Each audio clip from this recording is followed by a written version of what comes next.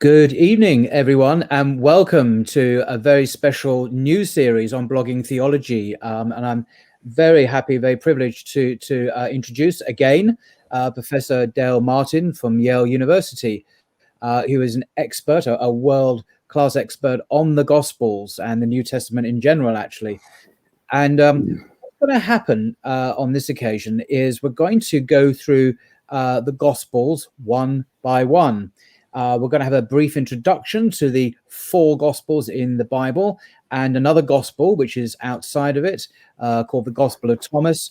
And then I'm going to perhaps steer the conversation through to the kind of questions that interest me and interest many people, I think, about these four works, about their authorship and their date. And, do they give us the gospel truth about Jesus? Are they historical? Are they fiction? And so on and so on. Who is Jesus? Who does Jesus say that he is? There's so many questions that we can explore in this fascinating subject. So you are most welcome, Dr. Dale Martin. And I'll just start then by asking, if you wouldn't mind, if you could just give us a brief survey, a brief introduction to the four Gospels in the Bible and the Gospel of Thomas as well, and why that's important in our dating and understanding of the Bible's Gospels. Okay. As most people know, the four Gospels that are in the Christian canon are Matthew, Mark, Luke, and John. Now, most modern scholars don't believe they were written in that order. In other words, Matthew was not the earliest one, and Mark wasn't the second one, and Luke wasn't the third, and John wasn't the fourth, although I think John probably was the latest one of the four to be written, and I can explain why. But we think that how the Gospels got into that order is another complicated question about the development of the canon. Why did the people who put together the canon put them in the order that they were? And we have to say that not all canonical collections of the Gospels are in that same order. We have manuscripts from the ancient world that have John first, or have some of the. But for kind of Western Christianity, including Roman Catholicism, Eastern Orthodoxy, and the Protestant churches, the order in the canon is Matthew, Mark, Luke, and John. Why did they get there? Most of us think that Matthew just happened to be the most popular gospel among a lot of early churches. There's a lot of teaching in it. It's very well organized. It's easy to kind of read in sections. And of course, people believed in the ancient world that it was actually written by Matthew, who was a disciple of Jesus. We don't believe that anymore. We don't know who wrote it, but I would argue that it's not written by a direct disciple of Jesus, because there are just too many things in it that suggest that this author was copying Mark and using other sources and was not depending upon his own memory or his own, notes from the field or anything like that. So the very compilation aspect of the Gospel of Matthew suggests that it was not written by the disciple of Jesus named Matthew, who appears in the Gospels, but it was written anonymously by someone later. But for different reasons, it seems to have become the most popular gospel to be read in church in lots of parts of the ancient Mediterranean. And we think that's probably why it became first in the canon. Right. And then the others, Matthew, Mark, and Luke, are all grouped together because they're what we call the synoptic gospels. That is, they tell the same story from much of the same point of view. They have the same kind of chronology. They have Jesus doing this and that. They share a lot of materials. And so those three gospels got grouped together. And the Gospel of John is so different from the others. It's just Jesus doesn't sound the same. The order of events in the Gospel of John are not the same as they are in the other three Gospels. In the other three Gospels, there are a lot more healings, for example, and exorcisms. And there are no exorcisms in the Gospel of John at all. And there are very few healings. There are signs where Jesus turns water into wine and walks on the water and things like that. But there's much less of an emphasis on healings in the Gospel of John compared to the other three Gospels, and no exorcisms at all, which makes it really stand out. And the teachings of the Gospel of John are very different from the teachings in the other three Gospels. They In John, Jesus sounds like a Greek philosopher about half the time. Right. Whereas in the other Gospels, he sounds like an apocalyptic Jewish prophet. Hmm. Speaking of which, there's a lot less what we call eschatology or apocalypticism in John. That is, any talk about the end of the world as we know it. Satan coming with his angels and fighting against the Son of Man with his angels, and the setting up of the kingdom of God on earth, and all that sort of thing, which is all the way through Matthew, Mark, and Luke. Very little of it in the Gospel of John. Jesus sounds much more like a philosopher talking about light and dark and truth and, falseness and that sort of thing. So for a variety of reasons, John seems to be set apart from the other three Gospels, and we think that's probably why it comes last in the canon. Also, a lot of people just felt it looks like a more mature gospel. It looks like a later gospel. For example, it has more of an emphasis on the deity of Jesus, and Jesus as the Son of God, and Jesus is equal to God the Father, and these kinds of things that seem like they developed more in the second century, the late first century and the second century, which would make them several decades after the writing of Mark. Now, we think Mark is the earliest, both because Matthew and Luke use Mark as a source. So Mark has got to predate Matthew and Luke. But how do we know? How do we know that Matthew and Luke use Mark? What gives you such confidence that you can say that? Well, it is disputable because, of course, you could say that either Matthew is copying Mark, but then cutting out some of the action, but expanding the teachings, because Matthew will take, something from Mark and expand it a lot. Right. Now, is it more likely that Matthew is expanding on Mark, or do we imagine Mark sitting down with Matthew and cutting reams of it out? Why would an ancient author cut out material if he had it to pass on? And it's the same way with Luke. There are parts where I think Luke has Mark in front of him, and he's following Mark's chronology somewhat. But then he'll take a story that he finds in Mark in, a much later chapter, and he takes that story and he transfers it to earlier in his gospel. And the reason is, I think, is because he wants to use that story to make some of his favorite themes. Right. And so he uses the story and then he packs into it a bunch more material. And again, it's just a matter of when you put Matthew and Mark next to each other, or Mark and Luke next to each other, who looks like he copied the other. And it's a guess, of course, but it's a guess that scholars analyzing sentence after sentence after sentence. For example, Mark uses language that's a bit more rough and tumble, a bit more earthy. And Matthew and Luke almost always will clean up Mark's Greek, right, to where it sounds more respectable. Well, what's more likely? Right. That Matthew and Luke used a colloquialism or even a sketchy kind of sounding term, a disrespectful term, or that Matthew and Luke cleaned up Mark. So it's hundreds of decisions like that you make when you take the parallel gospels. And this is what's fortunate in modern publications. We can have the Greek of Matthew in one column, the Greek of Mark in another column, and the Greek of Luke in another column, all of the same passages. And you can just highlight with a pen where they have the exact same words and where they have different words. And then you have to decide which is most likely changed to what. And so you're saying at the level of the Greek, the actual Greek text sometimes is identical in various Gospels, and sometimes it changes subtly or not so subtly. And this is the conundrum. What's going on here? Who is copying and editing who, perhaps? And is exactly. That the kind of, yeah, that's exactly right. And this is not just something that scholars of ancient documents do. I taught for over 30 years in universities, and I got to the point where I learned pretty well when I saw plagiarism. Right. And I was pretty sure that the Wikipedia article hadn't copied from this student's paper.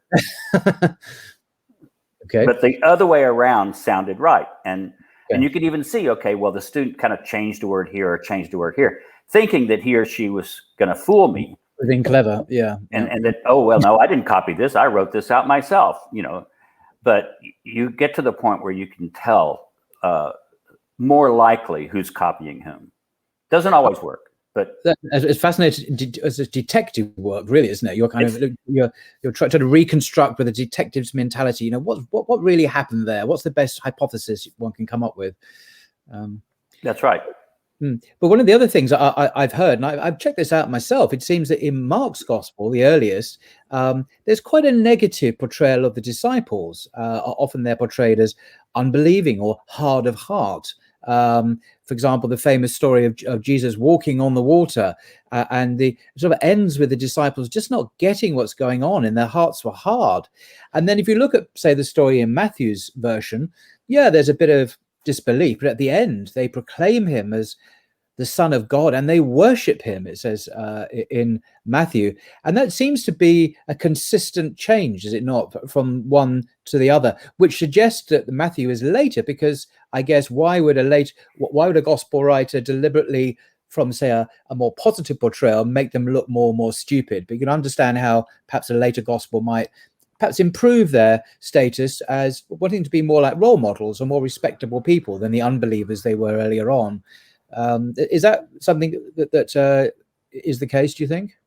Yes. Although I don't think it would be necessarily the case that people writing later would always want to make the apostles look better. Right. Because it's how Mark presents the apostles, the disciples, that is one of the clues to why he wrote his gospel. And you take the places where he's not like Matthew or Luke or John. And you're right. It's in these places where over and over again, the disciples misunderstand. And even to the point of, halfway through when they're in the boat and Jesus is saying, beware the leaven of the Pharisees. And the disciples all start talking about, oh, darn, we forgot to bring some bread. We don't have any, we have one loaf of bread and that's not enough for us to get across the Sea of Galilee with. And what are we going to do? What are we going to do? And Jesus overhears them and says, don't you understand yet? Didn't I just do 2 feedings? When we had the, 12, we had the 5,000 people that I fed, how many baskets of food left over did you take up? And they kind of hang their heads and they say, well, 12. And then he says, and then after that, we had the 7,000 people that I fed. And how many baskets of food did you take up after that? And they kind of hang their heads and they say 7. And so you get, again, Jesus saying, you just don't get it, do you? You keep misunderstanding. But I think if you really see what it is exactly, this is the way I've taught Mark, and it's the way I've published it in my book, the chapter on Mark. Why are the disciples portrayed this way? Right. And I think it's because they're meant to be representatives of the disciples that Mark is writing to. Right. And it's not that they don't understand that Jesus is great or a healer, because they keep bringing people for him to heal. They know that. What they don't understand, and this really comes to a head in a very, very central chapter of the Gospel of Mark, which is chapter 8. There are 16 chapters in Mark, and chapter 8 is the turning point for the whole gospel. And it's when Jesus is saying the Son of Man is going to go up to Jerusalem. He's going to be beaten. He's going to be, they're going to kill him. And he's going to rise. And Peter takes him aside and says, no. You can't talk that way. That's not going to happen. Well, why is Peter saying that? It's because Peter has come to believe that Jesus is the Messiah. And he just confessed it. Jesus had just said, who do people say that I am? And they said, well, some people say you're John the Baptist. Some people say you're Elijah. Some people say that. And Jesus says, who do you say that I am? And that's when Peter says, you're the Messiah. You're the Christ. And Jesus praises him for the confession. But then when Jesus immediately starts talking about the suffering he's going to have to endure, precisely because he is the Messiah, Peter doesn't understand that, because messiahs don't suffer. This is breaking the form. And so that's why Peter takes him aside and says, no, you don't understand, Jesus. I just told you you're the Messiah. You get on a big white horse in the heavens and you come sweeping down with angelic armies and you overthrow the Romans and the bad people and you set up the kingdom of God on earth. That's what messiahs do. Messiahs don't get killed. They don't suffer. They don't die. That's against form. And that's when Jesus rebukes him and says the famous line, "Get thee behind me, Satan, because God and the Holy Spirit have not revealed this to you. This has come from the bad place." But this is, I find this totally confusing. Indeed, that's what the passage says. But then at the end of Luke, you had this wonderful story of the disciples on the road to Emmaus, and they bump into this stranger who they don't know it's Jesus. And in the end, they do. But the stranger, when he reveals himself at the breaking of the bread, sort of rebukes them and says, didn't you understand that all these things, the suffering, the death, and so on, had to happen as it was foretold in the scriptures? Yeah. So it's in the scriptures, and yet you're saying it's breaking form, and Peter, as a good Jew, didn't know anything about it. So if you take their scriptures, which is the Jewish scriptures, yes, our Old Testament with a few other books, you find me a passage, or say 10 passages, where the Messiah is talked about, and it says he'll suffer and be beaten and killed. There is no place. Now, you can find the passages of the suffering servant in Isaiah, but he's never called a Messiah. So there's the suffering servant passages in the Bible, and then there's the messianic passages in the Bible. They're never put together in the Old Testament. But this is why I'm confusing, because this is not my idea. It says in the end of Luke, and this is Jesus speaking, "Thus it is written that the Messiah is to suffer and to rise from the dead on the third day." And that's from the NRSV. So it's an idea that is built in to the Gospels themselves. It's not. It's true. Luke believed that he was reading the Old Testament correctly. But how can he, given that you've just said that he couldn't be because it's not there? Well, from a modern perspective, this is why we have historical criticism. A historical critic says, sift through the 2,000 years of Christian tradition and Christian reading. Christians immediately after Jesus was killed, I think, maybe before anybody saw him in the resurrection appearances, because those kind of happened over, most of the Gospels act like it all was a 3-day thing. He was buried, 3 days later he got up. Well, if you read them carefully, that's not probably what happened. There were appearances of the risen Jesus that happened, according to Acts and the Gospel of Luke, over a 40-day period of time. Exactly. And so that's much more. And in fact, Paul, who probably had a vision of the resurrected Jesus, maybe in the year 35 or 36. So maybe just a few years after the death of Jesus, or maybe even the year 34. I would say it was the year 34 probably, or thereabouts. Well, if Jesus was executed in the year 30, as I think is the most likely historical Jesus scenario, then Paul's claiming to see the risen Jesus in a bodily form, a physical form, 4 years after Jesus' death. But it's a naive question here, but surely the ascension happened 4 years prior to that. So has Jesus come from heaven back down to earth again for a second? Is that like an early proto second coming? No, it's not. No, I mean, how can he see a bodily Jesus if he's already gone to heaven? There again, you're reading like a modern Christian. You're mashing together all these different pieces of the New Testament and say they all tell the same story with the same facts. Right. Paul didn't know anything about an ascension. Right. I believe all the stories about the ascension are much later inventions. Right. And what's happening is that Christians who sincerely have had visionary experiences of Jesus, yes, in the stories of Luke especially, they pack those experiences into one story about the ascension of Jesus. And then for the rest of Acts, Jesus doesn't appear to anybody except as a vision from heaven. Yes. Jesus never appears on earth again. He speaks off stage. Yeah. From off stage. That must not be how Paul defined it, because in Galatians, it's very important for Paul to say, what I saw is exactly what Peter and James and John saw. Exactly. I'm not a junior apostle. No. See, other people can say it along and say, well, Paul, yeah, maybe you saw a vision of Jesus.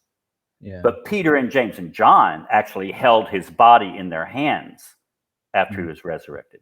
And Paul will have none of it, because he's not going to take a junior level apostleship from from the 12. He's just not going to allow it.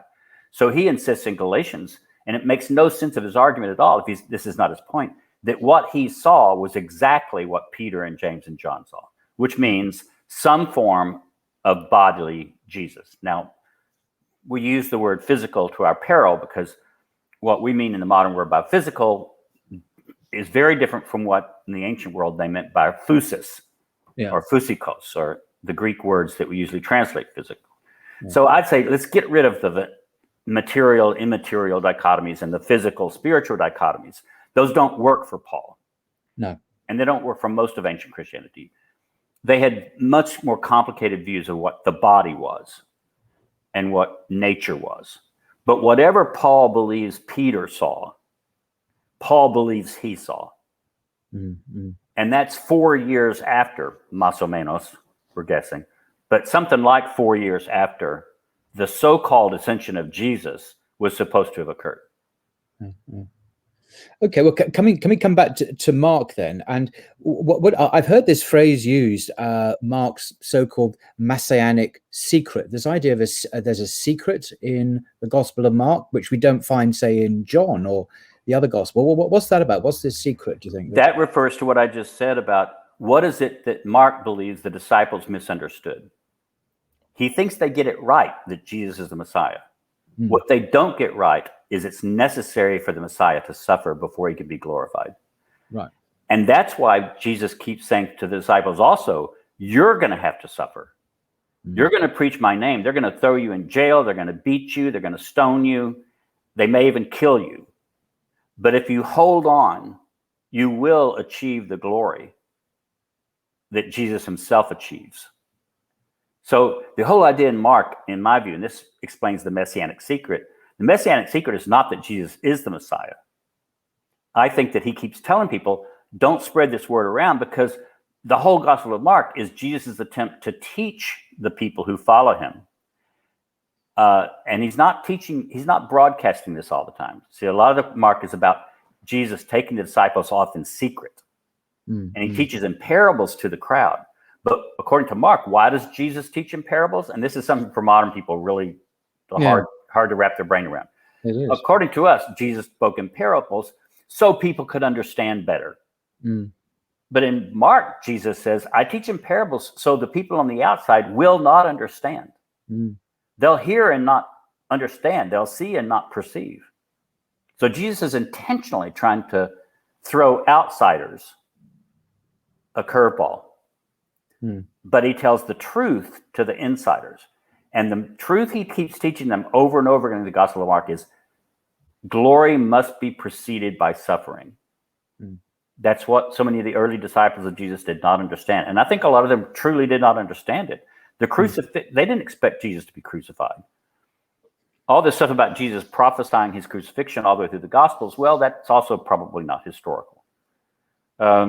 And why would that be? Is it because of what some would talk about anti-supernaturalist liberal prejudice, or is it for kind of more obvious historical reasons that if he had predicted it in such detail, why were the disciples so surprised when it happened? There seems to be no awareness, or so, this is now the final stage. Let us see this drama unfold. They're all kind of scattering and running away, and it's kind of it's an inconsistency there which needs to be ironed out. And yes, obvious. That's one thing. That's one thing you could argue. But I think there are lots of other possible explanations, and it's probably an amalgamation of several of them. As I pointed out, there was no expectation that the Messiah would suffer. No. I rather doubt that the historical Jesus thought that either, because when he goes to Jerusalem, he seems like he's headed in for a parade. And it seems to me that Jesus, at least he's portrayed, is sincerely surprised at what happens to him in Jerusalem. Or at least if we reconstruct this historically. So maybe even Jesus thought that I don't know that we can tell whether the historical Jesus thought he was the Messiah or not. I think if he didn't think he was the Messiah, he definitely thought he was a prophet who was making way for the Messiah. There are just so many things in the Gospels where Jesus talks about this, I do this, but the Son of Man will do this. Yes. And it sounds like he's talking about two different people. So talking about someone else almost rather than Yes. Is it possible it's a roundabout way of talking about himself, or is that not plausible? I mean, it is, and that it is a possible, and that's been the Christian answer for 2,000 years. Is right. When Jesus says me, he means the same person as when the next sentence says the Son of Man. The Son of Man is just a circumlocution for I. Yes. And so people have said that. I think it's stretching it, and I think it doesn't get rid of all the different clues. But so I think that Mark is his peculiar self, because his main goal is to change his own friends, the disciples in his churches, to change their notion about what glory is, and therefore what the Messiah is. Messiah, just like Jesus was the glorified Messiah who first had to die and suffer, so we can attain glory if we'll hold out through the hardships. But we are going to have hardships. Right now, people are at our doors.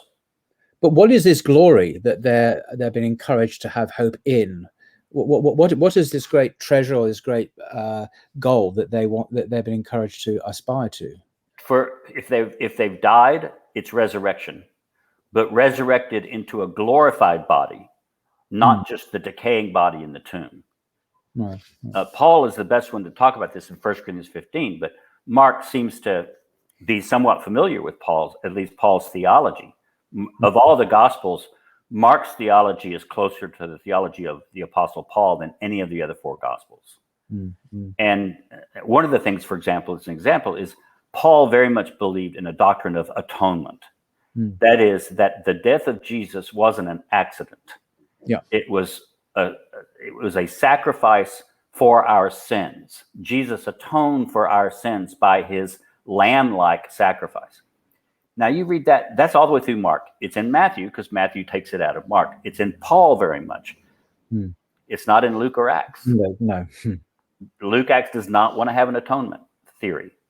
The death of Jesus was necessary for the Gospel of Luke, but it's because Jesus was a righteous prophet.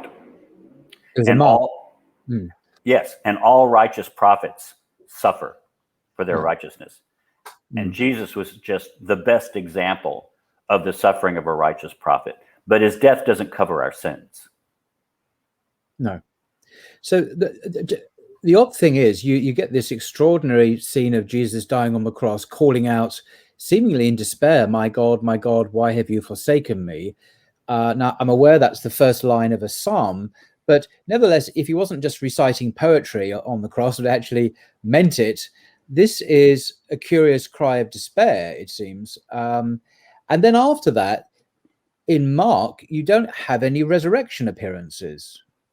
I know there are resurrection stories, several of them that you might read in modern Bibles, but I understand that none of them are the organic part of the original gospel, that they were added much later on. So these mysterious things, again, there's this suffering, Jesus talking about how he must suffer, must die. And then when he actually goes through that terrible ordeal and that trial, he seems to die in despair. And then after that, there's no resurrection either, for Mark, I mean. I'm not saying that it's not mentioned, but it's if the appearances don't figure as actual events in Mark. So for me, that's more mysterious events that aren't expected. Yeah, of course, you're mixing up several different problems. The quotation of the Eli Eli lama sabachthani is, one problem that requires some kind of interpretation. How you fix that up with the fact that Mark believes there was a resurrection, yes, and yet the fact that he doesn't seem to want to depict any of it visually. Yes.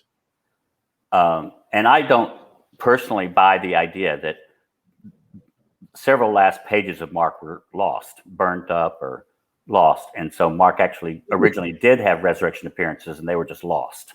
You think it ends where Mark intends it to end, in this kind of I do. I do. And again, I think that's because there are hidden messages all the way through this stuff. So I would say the quotation of the my God, why have you forsaken me?" it's a hint to the mindful reader that on the surface, Jesus is being forsaken by God the Father. But we know how these Psalms end. Right. Most of these suffering David kingly figures that the Psalms are attributed to, even if David didn't write them all, it's their, woe is me. Tons of them begin with, "Woe is me, why have you forsaken me, God? Why have you led me to be king of this country? And now you're just slaughtering me." Yeah. And then somehow the suffering is made sense of. Right. The king is going to be redeemed. The king is going to be saved. So if you're a knowledgeable, disciple of Jesus, you don't hear just the one word from the psalm. You might even go look it up, and you go, "That sounds familiar, but where is it from?" Or you might know your Psalms. You very likely know your Psalms well enough that you at least know what the first line of each of them is. And so you can go look it up that way. And it gives you a way, again, to deal with the reality of the suffering by still being able to confess that the suffering is not the last word. Glory is the last word. So I also think that kind of throws some light on Mark 16:8. That is the last verse in what we consider the original Mark that we possess. And if you notice, it's not, Jesus doesn't appear bodily, but he's certainly resurrected. And what are the women told by the young man? And I think we're supposed to understand him to be an angel, although they don't actually call him that. He says, "Don't look here for him. He's not here." Well, that makes perfectly sense. He's been raised from the dead. Why should he hang around in a graveyard? He's not a ghost, after all. Ghosts hang around in graveyards. Resurrected messiahs don't. And it says, "Go to Galilee," just like he told you. Go to Galilee. There you will see him. Now, I'm not the first person to suggest this. Gunther Bornkamm, I think, was one of the German scholars who suggested way back in the 50s, which was to say the end of the Gospel of Mark is telling the community either that they are already in Galilee or that they should go to Galilee and wait for Jesus' appearance there. And he said there is no resurrection appearance of Jesus in Mark because he had not appeared to any of them yet, even when Mark was written around the year 70. What the gospel writer is saying, he's going to appear to us, our community, in Galilee. And then he's going to establish the kingdom of God. So he's saying it to his readers as if they're living back in the year 30. But he's meaning for them to follow this as if they're living in the year 68 or 69, which is when I think it was written, or thereabouts. And so Mark sounds like a simple gospel when you read it first time through, because it's all this action. There's not a lot of mysterious teaching, but on the level of the narrative and some of the sayings, Mark is full of puzzles, and they're very interesting puzzles once you kind of get into them and say, okay, why did it end this way? And I'm just guessing, but I'm saying Mark believes that where his community needs to be is in Galilee, waiting for Jesus and enduring the sufferings that they're bound to receive from, say, the Romans or the synagogues in Galilee. But it seems to me it's not just the end that's missing compared to the other Gospels, where there clearly is the actual resurrection appearances, is the beginning too, because in Matthew and in Luke we have these extended nativity stories, the birth of Jesus and what happened to them. The stories are quite different, but nevertheless they're there. But in Mark, what we begin with John the Baptist preaching, and then Jesus comes straight in as an adult, presumably AD 30 or AD 28 or whenever. So why does Mark seem to leave out the really important beginning and the really important end? It seems a truncated gospel when we have the others that clearly do have those. And of course, John then takes it back much, much further to eternity, to before the creation of the universe. He really goes the whole hog. But it just seems to me odd that Mark then doesn't have. Why would Mark have a beginning? Why would he jump straight in with Jesus as an adult like that? Do you think? Because this has to do with how the different writers perceived what they were writing. Luke is the best example of someone who seemed to have a very clear genre expectations in his head. Right. He's going to take Mark. He's going to take a lot of his story from Mark. He's also going to take the sayings that are in the lost document we call Q. That is, sayings of Jesus that aren't in Mark, but you see word for word in Matthew and Luke. Well, where did Matthew and Luke get them? We don't think Luke used Matthew, Matthew used Luke. They're just, that introduces cans of worms that are too many to take care of. But it does make sense if Matthew and Luke both had access to a document that was mainly sayings of Jesus that had been collected before them. And they both had access to this document and they used it, sometimes freely, sometimes pretty slavishly. But they both used it. So Luke has at least Mark in front of him and this Q document, the sayings. And he may have, it sounds like from his first few verses of his gospel, that he had other documents. He certainly claims to have relied on oral tradition and things people said, stories people told. But he may have had other written traditions too. I think he probably did, just because the way some of the styles change when you read through Luke. And Luke sets out, he looks at Mark and he goes, well, that's kind of a nice little short story, but it's not a real book. It's certainly not a bios of Jesus. Now, we use the word bios because the modern word biography is a little misleading. Because in modern biographies, what you expect to get is not only the person's childhood and upbringing and education, but you also expect to get some psychological explanation. Right. Well, you don't get that in Luke, and you don't get it in most ancient lives. Ancient lives, though, had some things that you were supposed to give, and you could even learn these in rhetorical school as a teenage boy. You start off with maybe addressing your reader or your patronage as if it's your reader. So you dedicate the book to him. Dear Theophilus. Right. You give a little spread about how you came about to write this. Well, I've heard several stories about this, and I decided to collect some real information and do some research. And I've done my research, and I'm going to lay it out. Then you give the heritage of the person, who the person's parents were, and possibly their ancestry. Now, you don't get that immediately in Luke. That comes a little bit later. Because Luke dives first into the stories around the stories around John the Baptist's birth.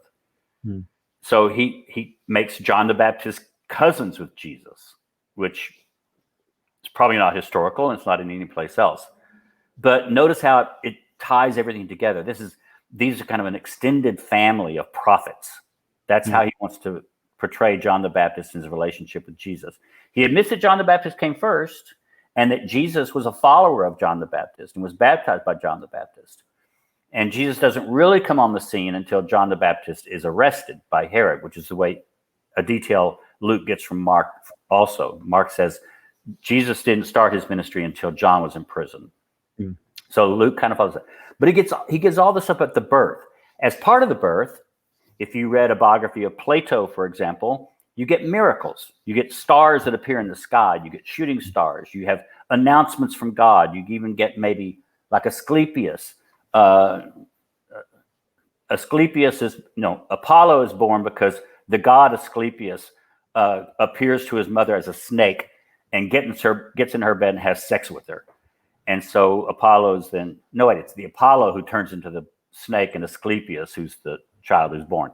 Anyway, you have to have miracles. You have to have wonders because great men, you can see they're great at their birth. That's the way the gods like things. And then you show their education. You say, okay, he studied for a while in Alexandria. Then he studied with the great, Socrates for a while in Athens.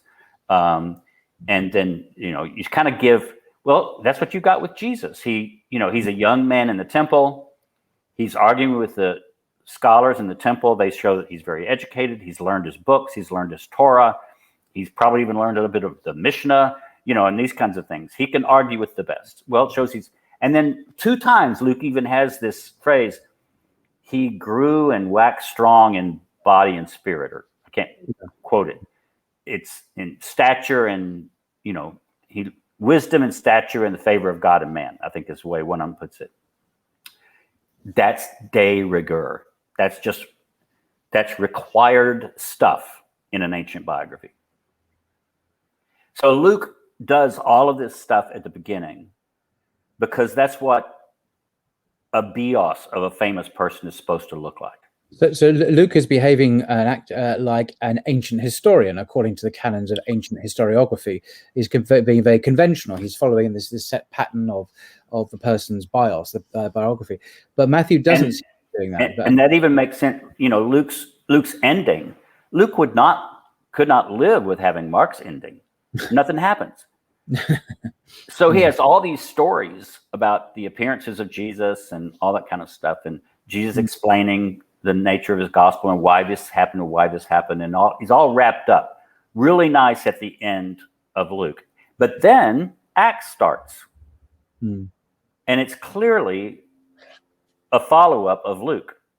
But if you look at the way Acts starts and how it goes through, it's not written like a bios, a biography. It's written like a history, historia. Right. And again, there's references to him gathering data. There's references to him following orderly the things. Well, he doesn't mind chronologically ordering, because we can look at Acts and say, he moved this incident from a source that he probably had and puts it in a different place, because it serves his purpose by having this story about Jesus or the apostle, Paul or Peter. It serves his purpose to have it in a different place in Acts. So he's rearranged the chronological sequences, but that's what historians do all the time in the ancient world. The other thing is that it's pretty obvious that Luke didn't have, verbatim copies of speeches that these guys gave. For one thing, they all sound too much alike. Right. Peter sounds like Paul. Paul sounds like Peter. Peter gives the same kind of speech 3 times. Paul gives the same kind of speech 3 times about his conversion, except they're slightly different. The rule in ancient historiography was that the author of the historiography wrote the speeches. And wrote the speeches. And they'll say, oh, these are true speeches. What they mean is they're true to form. So they're true to the kind of thing that person would and should have said on that occasion, but that's not the same as saying this is what they actually said because we have a video recording of it or a stenographer took down notes. You're saying it's exactly, and this is what you learned how to do in school when you were even 12 years old, or much less 16 years old. You get up in school one day, and your teacher, your rhetorical teacher, because that's what most education for boys that age were, was teaching in rhetoric. Yes. And you say, okay, you are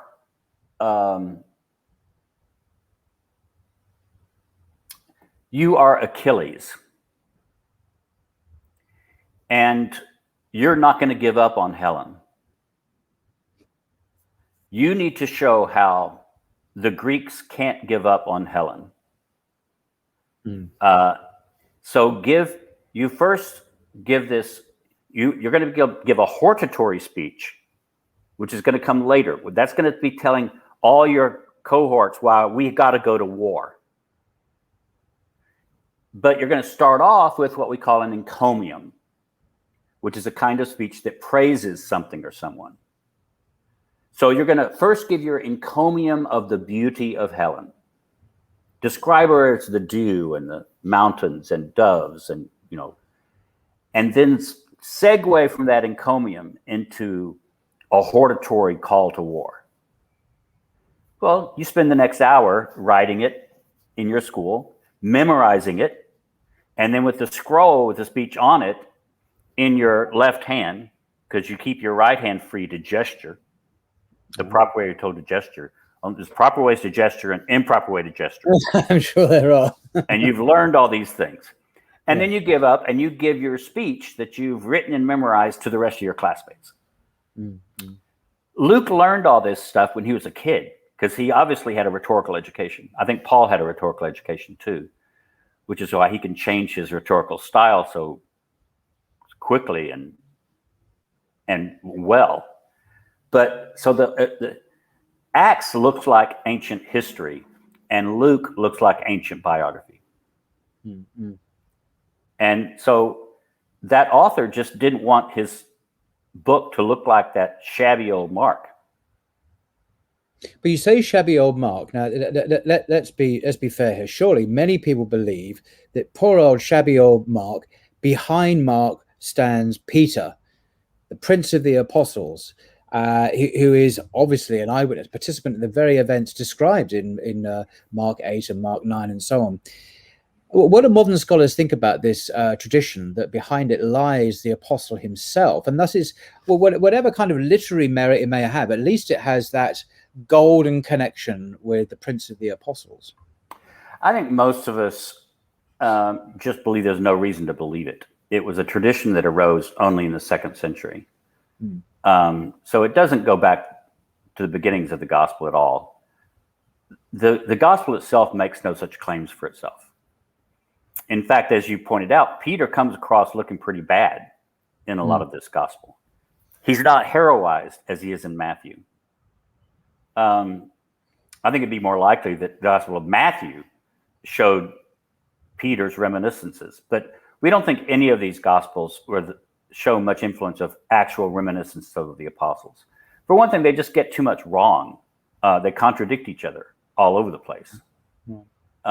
So whenever you can take the Gospels and really line them up next to one another on things that you can kind of test them on, they don't live up to history. They're memoirs that some people had about a great man. But there's just no reason to believe that Mark was written by a guy named Mark, John Mark, who was himself a follower of Paul for a while, then a follower of Peter for a while, and who ended up in Rome with Peter at the end of Peter's life and took down on notation what Peter said.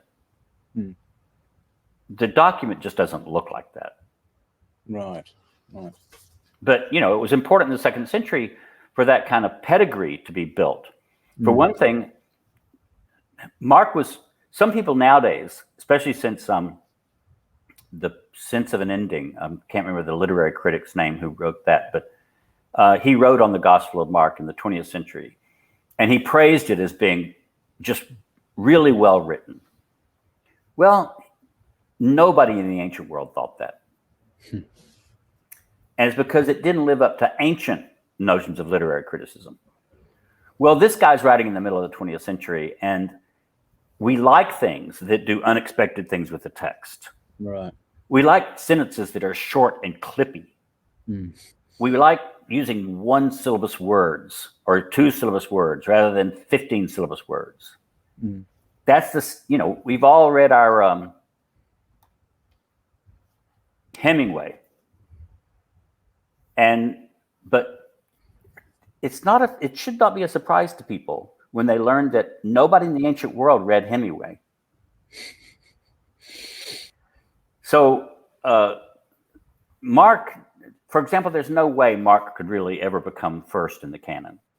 It was either Matthew or John, almost always.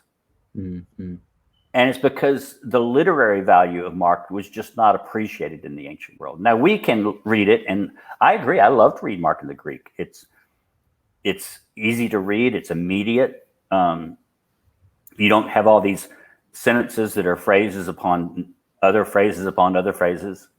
The stories are direct. The healings are direct. The devil casting, the exorcisms are direct.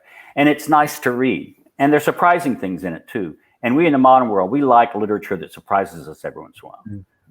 That's not.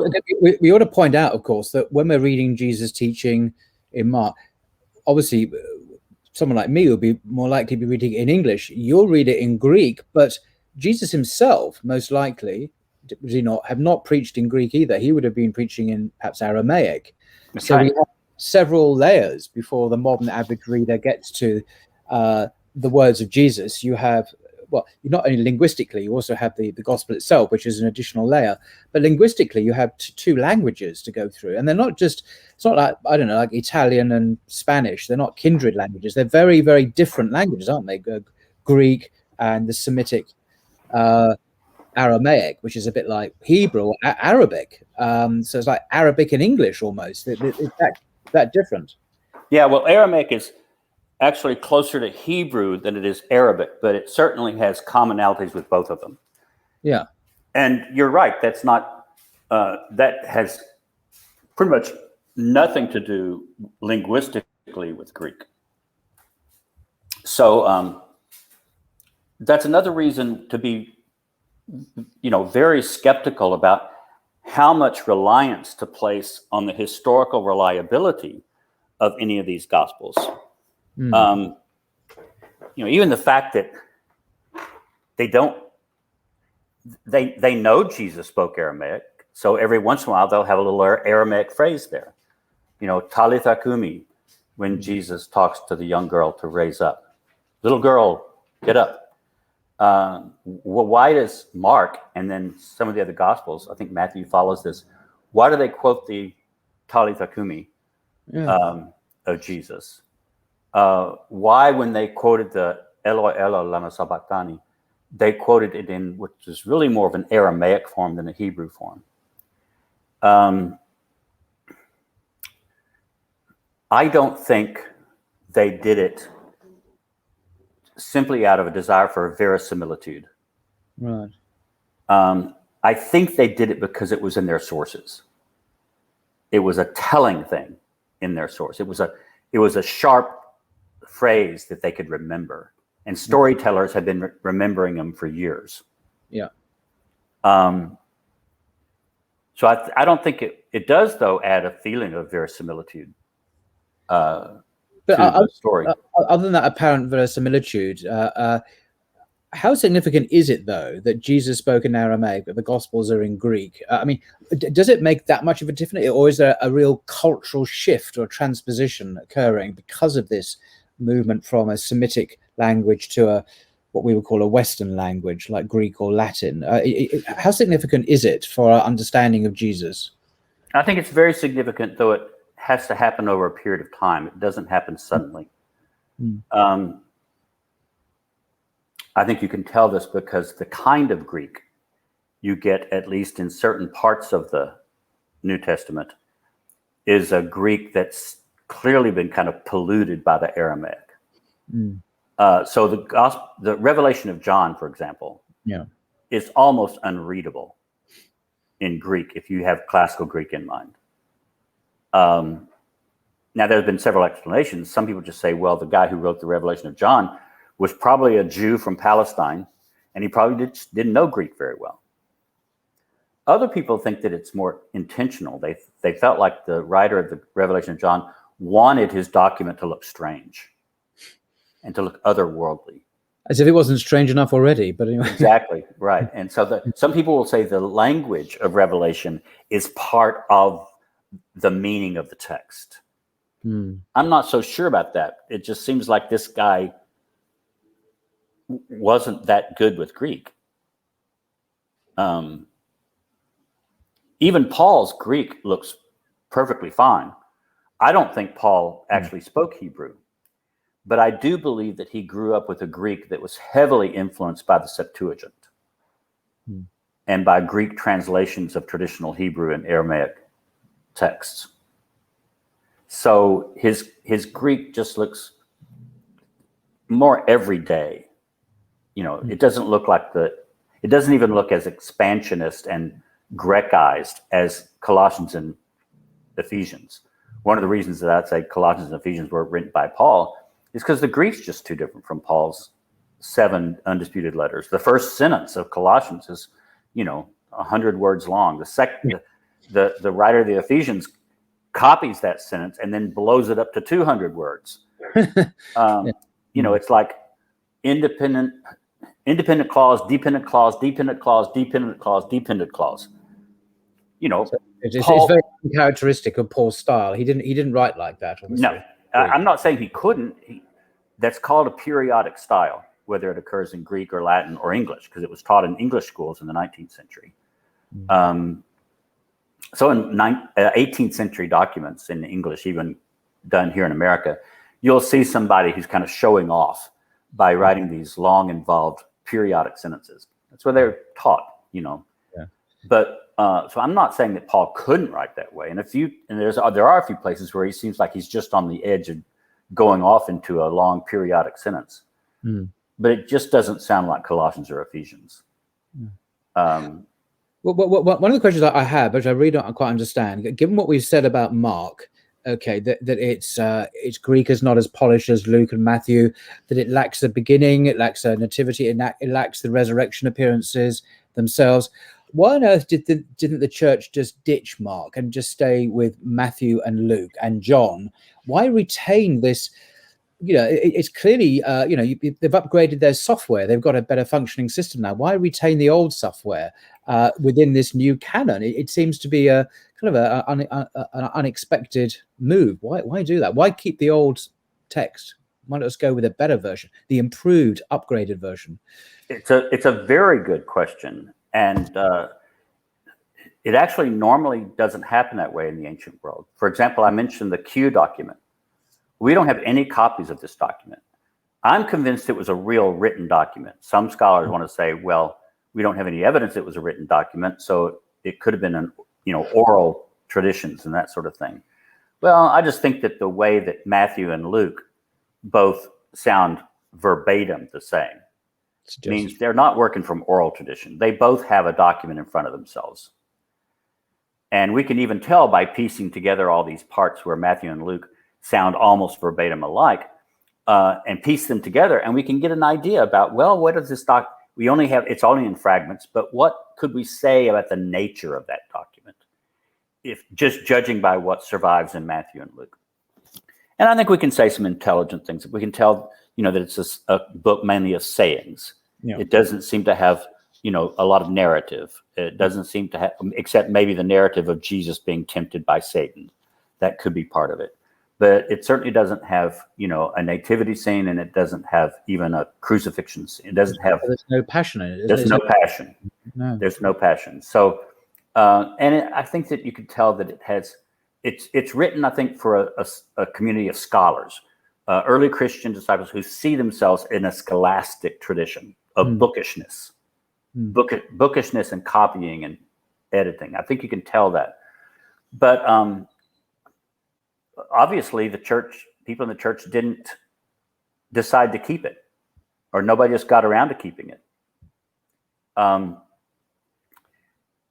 think the only way you can answer that is to say Q from a very early time was not read out loud in churches as part of the liturgy, but Mark was. Right. And in fact, in some parts of the East, Mark seems to have been more popular in the Syriac church than he was in the Western church.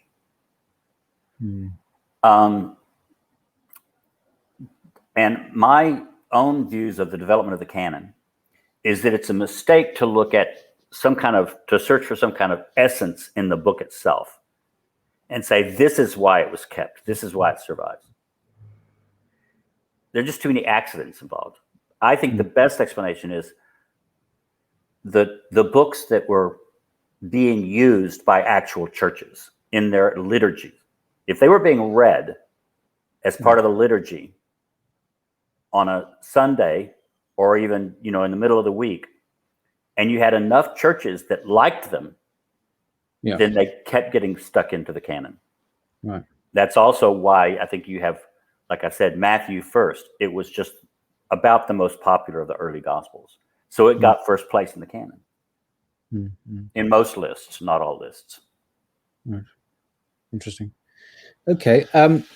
Perhaps we can come to a conclusion shortly. I've got my favorite hobby horse. If I could just ask you about that, is a passage in Mark's Gospel, chapter 10, verse 17 and 18. The story where man comes to Jesus, says, "Good teacher, what must I do to inherit eternal life? Why do you call me good? There's no one good but God alone. Obey the commandments."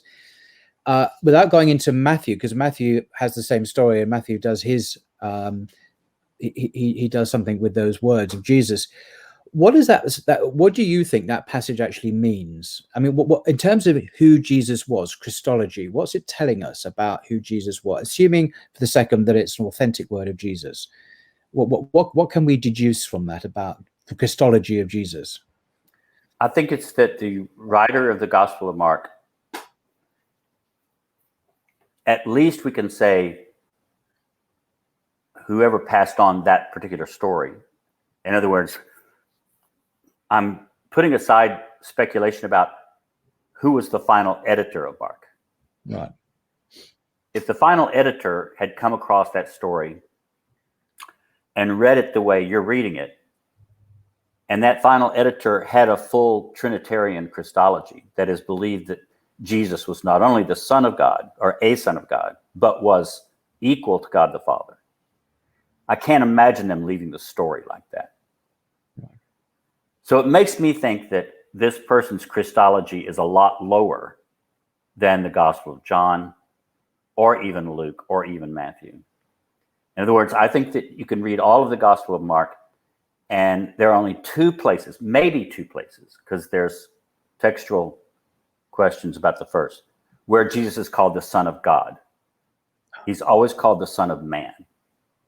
The first one being the very first verse of the entire gospel, of course, which is... Well, that's the place where it's questionable. Exactly. It says Jesus, Son of God, in the first verse of Mark. Yeah. But it's not in all manuscripts. No. And so some people have said they think that was added because it makes a good title, if you believe Jesus is the Son of God. And then you have the so-called confession of the Roman centurion when Jesus is on the cross.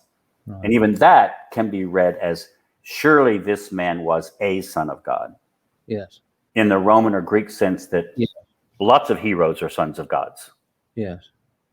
And then there's also the dispute that Jesus seems to have gotten into, in some of the Gospels where, they say, you can't call yourself Son of God. And Jesus says, look at all the passages where human beings are called sons of God. It's all over the Psalms. Yeah. David is called a son of God. And another passage in Scripture says, you are all sons of God. Yeah.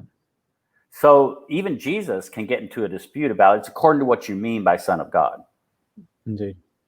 So, but I think that I depend upon that passage quite a bit to say that that's one of the reasons I think Mark is more, let's call it primitive in a Christian sense. He believes that Jesus is somehow divine, but you could call angels divine in this period. You could call the King of Jerusalem divine. Because the language of divinity at that time, was it not the much more elastic, much more of a spectrum of divine language? You could call a human being or the emperor divine, all the way up to, the Lord High God himself obviously is divine. But so today we have a more binary kind of, well, you're God or you're not. But exactly. You could use language much more as elastically or promiscuously of human beings, like Psalm 45, where the king is called God. And so when you say Mark has Jesus divine in some sense, Christians shouldn't just automatically trip to the idea, oh, he's Yahweh, or he's a Trinitarian. There's a Trinitarian Christology there. You mean something much more historically contextualized and subtle than that, I guess. Much more nuanced. And I think that even that kind of gets cleaned up a bit in the later Gospels. They're much more interested in making Jesus's divinity higher and more special than the rest of us. But I just don't see it in the Gospel of Mark. I see Jesus as a great prophet, as a son of man, which is an eschatological figure who's preparing for the kingdom of God to come, who maybe even be a suffering prophet, whose suffering is part of his prophecy. but I would even hesitate to call Jesus the Son of God in the Gospel of Mark. I think it misrepresents what's there in the text. So if he is divine in some sense, what would be a comparable divine status that one would find in the ancient Greco-Roman world that one could point to, if one can? Is there any analogous example that one could point to? All kinds of angels, Michael. Right. Or there's even the concept you get in mostly Greek texts and Roman texts of the divine man. Theoanos, aner, theos aner. And any philosopher could be depicted as a human being, but also as a divine figure. Plato was almost universally considered divine by ancient philosophers. But even then, there are wonder workers. There's the whole story about Apollonius of Tyana, who was a Greek wonder worker, and I'm sure considered himself a philosopher. I think he probably was not a very good philosopher, but by ancient philosophy standards. But then he probably lived. Was a historical person who lived and traveled in Greece and Asia Minor, and then eventually to Rome, where he supposedly was martyred by Nero or one of the bad emperors, but then who rose from the dead and flew off into heaven and was divinized in heaven. Well, he probably lived around the time of Jesus. Now, the big 2-volume biography of him was not written until Philostratus wrote it, the great Roman poet and rhetorician. And he wrote, a biography of Apollonius of Tyana.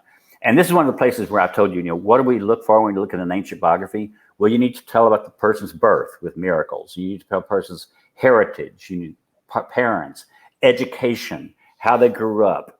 And then at the end, you need to pack a few miracles in to show how they died a miraculous and death and became divinized. This 3rd century document that we have of Senator and Apollonius of Tyana, some people even think it was written to counter the Gospels. They think that it was written by someone who wanted to compare the Gospels and Jesus unfavorably with Apollonius of Tyana. Because there were statues of him around that you could worship. It's not like he actually did attain some kind of divine status. At least somewhat to the same extent that who's Hadrian's lover boy? Adonis. No,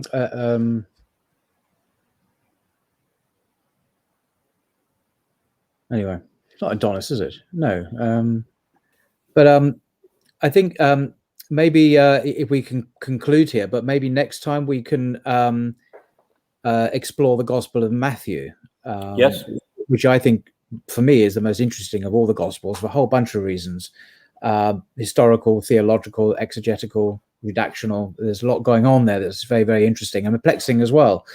So you comfortable about doing that next time? Yeah, sounds good. Fantastic.